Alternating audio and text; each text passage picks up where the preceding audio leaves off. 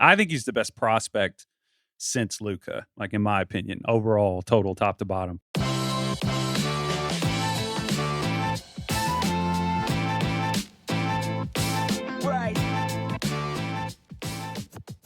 But really quick, before I begin, smash the like button for the YouTube algorithm. It seriously makes a huge difference in my videos. That way, YouTube knows to recommend this video to a brand new audience who can also smash the like button. So thank you so much for doing that, and let's begin. Let's move on to draft class here and talk about one guy who I don't know if situation is really going to matter a whole lot with his success, and that is the potential #1 pick in the 2021 NBA draft. That's Oklahoma State point guard Cade Cunningham. Kyle, you recently made a full video breakdown. Cade is, for anybody who hasn't seen Cade Cunningham, think of a guy who is about the size of Brandon Roy, and he's, to me, he sort of is like what would a Roy type? It's not a direct comp, but what would a Roy type look like feeding off of the way basketball has evolved in the last few years, and like the Harden era of these guys that are like high usage, a lot of pick and roll reps. You can kind of center a whole offense around him. He's really built, like I said, he's a really great pick and roll player, really methodical. He's similar stylistically to Luka. I think he's a much better defender at a younger age and a team defender than Luka. But he's not as like flat. He's that type of player, but I wouldn't say that he's as flashy or as experimental or creative of a passer as guys like Trae Young or Luka. That's kind of, there's way more to it, but I'm sure Charks would like to weigh into. Go ahead, buddy. I mean, the thing about Cade that's impressive to me is when you break these guys down, there really are no holes in his game, right? He can create, he can shoot, he can guard, he can rebound, he can create for others.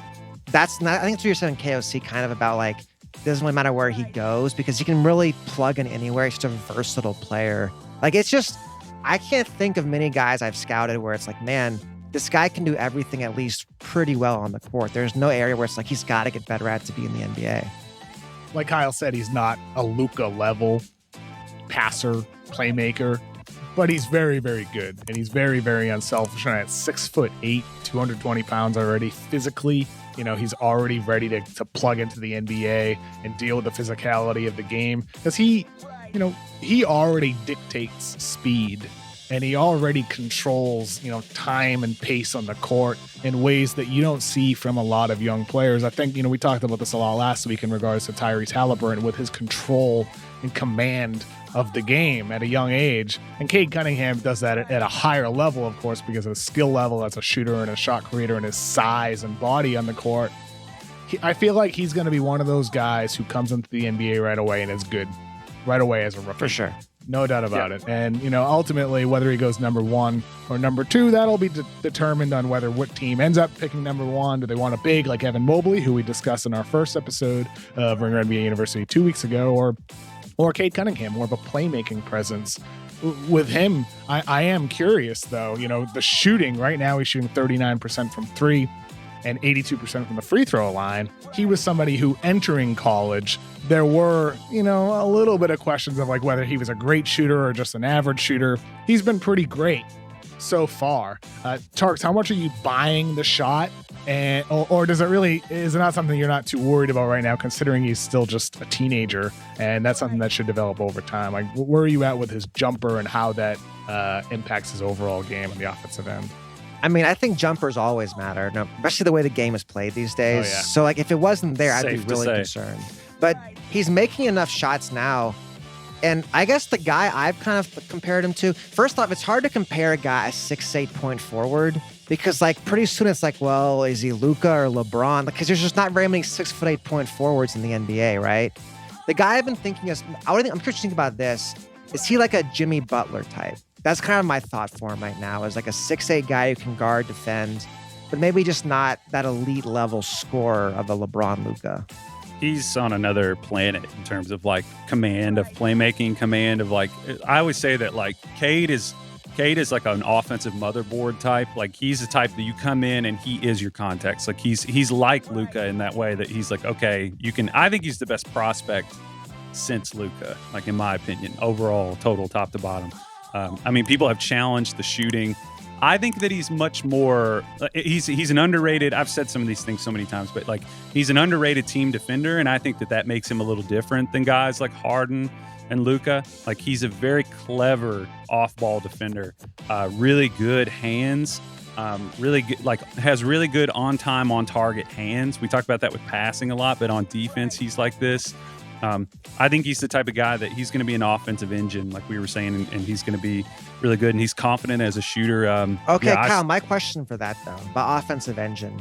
I feel like Luka, he can score 35 points whenever he wants, right? If you're off, like you're talking about an elite offensive engine, that's part of it. And that's maybe my one question about Cade is, can he explode offensive like that consistently? That's a good question, and I think that is the real arching question with him is he doesn't lean scoring as much as Luka or Harden in terms of, because I think those guys all fit the same template. But he's a guy that you could run, like he could be a high level pick and roll player from day one, and his ability to score, he's improved on that as in the past like 18 months, in my opinion. But I think you're absolutely right. I think that's the area that is going to sort of dictate whether or not he is like a superstar or just a very good NBA player. Can you see him developing that? You mentioned the last 18 months, Kyle. Does that suggest that perhaps that trajectory is really starting to go off for him, and that we will see that if the game demands that, if his team demands that from him? Yeah, I mean, I don't. It's funny because I know you look at some of these guys like Luka, like James Harden. Luka's raw just counting stats when he was in the EuroLeague and League ACB. They weren't insane, but they were like little. You kind of just have to read between the lines and look for a player's appetite to score. I don't see that as much with Cade. Like I don't see a guy who's just like, I'm gonna humiliate you and get 30 tonight. He's very much more like, I'm fine managing the game. Like yeah, maybe he's a make the right play guy. He's always making the right play, and maybe he's not always taking a shot. Yeah, and in order to sort of, there's a yin and yang push and pull kind of a thing there, and it kind of spells out in the gravity of the floor. It's like the big thing, and I remember Dave Yeager made a comment about like the better Luka shoots it, the faster he's going to get, and I thought a lot about that. And I was like, you kind of do at some point have to be this level of scoring threat to enable these other parts of your game, because if you don't shoot it, teams play you differently and the windows are different. But if you score, like the big thing about Luka that's so impossible to defend is that he can score, so he can manipulate those windows to be bigger, and thus his playmaking is better. Does that make sense? 100%. And I think worth pointing out, A, this shows you how great Cade is. We're like comparing him to Luka constantly. And B, it's like, yeah, this level of player at 18, like Luka and LeBron at 18 were like already some of the best players in the world. It's just like the bar is so high to be one of the best players in the league now. It's a shame that we're not going to get to see Oklahoma State in March Madness because they have the 1-year tournament banned. But we're still going to get to see a lot of Cade the rest of the season, and I'm loving his development